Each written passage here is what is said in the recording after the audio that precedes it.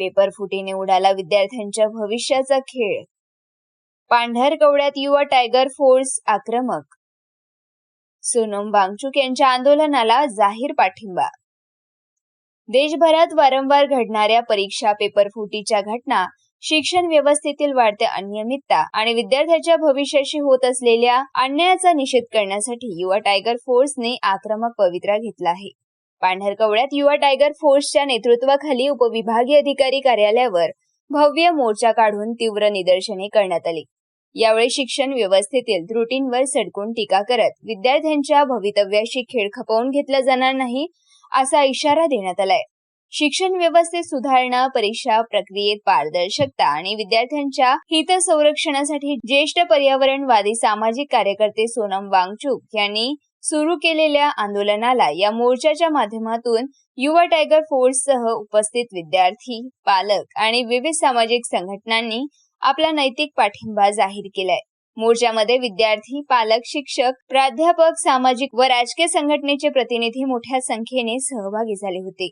मोर्चानंतर नायब तहसीलदार यांच्या मार्फत केंद्र व राज्य शासनाला सविस्तर निवेदन सादर करण्यात आले.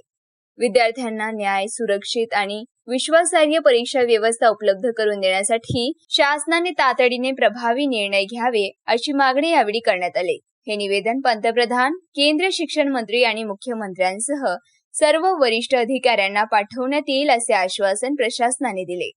कार्यक्रमाचे सूत्रसंचालन राम भेंडाळे यांनी केले.